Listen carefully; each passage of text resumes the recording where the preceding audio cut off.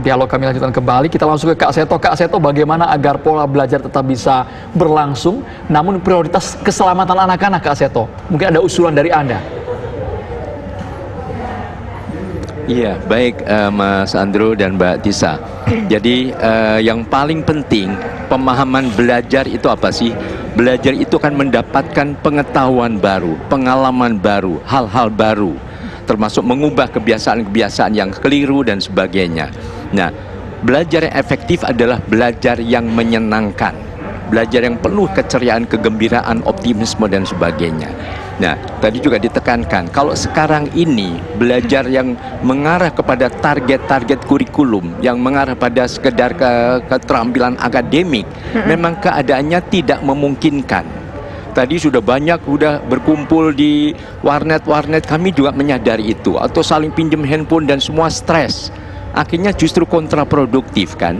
Jadi bahwa kebijakan siaran pers dari Kementerian Pendidikan dan Kebudayaan bahwa kepada orang tua diberi hak untuk inovasi, kepada kepala dinas, kepada kepala sekolah dan sebagainya, itu adalah sesuatu yang perlu kita apresiasi. Bahwa belajar itu ibaratnya bisa kapan saja, di mana saja, dengan siapa saja. Dan saat ini memang memaksa demikian. Jadi jangan dituntut secara kurikulum dan akademik dengan target-target keadaan normal. Dan tadi isinya kan ada 5. Ya, ada etika, ada estetika, ada nasionalisme, ada kesehatan, dan juga ada iptek. Nah, kesehatan sekarang ini cara belajar yang paling efektif, cuci tangan, memakai masker, jaga jarak, itu kesehatan. Tetap olahraga, walaupun di tempat misalnya hanya berlari keliling meja makan dan sebagainya, itu kesehatan. Kemudian apa? Nasionalisme. Tunjukkan kebanggaan kita sebagai anak Indonesia. Misalnya diperkenalkan kembali lagu-lagu daerah, lagu-lagu wajib dan sebagainya, yang mungkin keadaan biasa sering terlupakan. Kemudian estetika tadi juga, keindahan, bernyanyi, menggambar, menari, mungkin menulis puisi, mencipta lagu dan sebagainya. Estetika, memperdalam agama sesuai dengan ajaran, itu belajar yang sangat mungkin dikembangkan dengan cara tadi, kreatif dan inovatif tadi.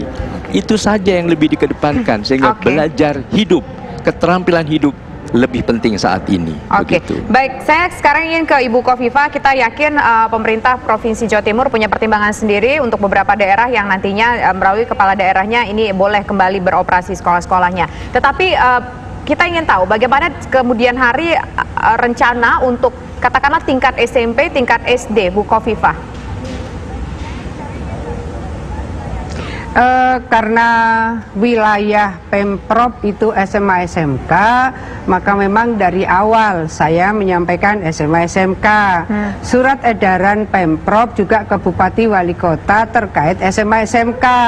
Saya tidak tahu, mungkin Dr. Yoga, Kak Seto mungkin cerita dari PAUD dan seterusnya. Saya dari awal itu straight pada SMA SMK yang jadi kewenangan Pemprov.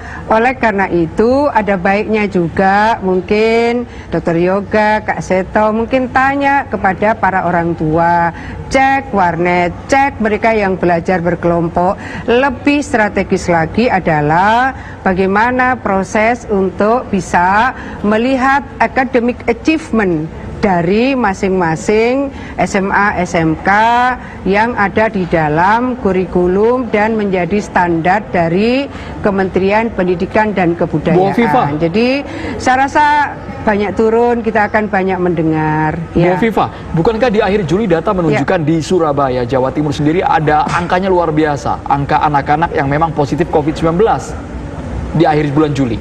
Apakah Anda sudah memperhitungkan secara matang agar itu tidak terulang lagi? Jadi baik, ya. Makanya tadi saya sampaikan, kalau misalnya kami menyampaikan angka kesembuhan, itu prestasi yang luar biasa. Jangan dilihat itu nothing. Bahwa angka kematian di Jawa Timur masih harus kita turunkan. 72,46% itu sangat sesuatu, kerja keras, tenaga, kesehatan, medis, non-medis, dan rumah sakit, serta relawan yang luar biasa. Jauh di atas rata-rata nasional.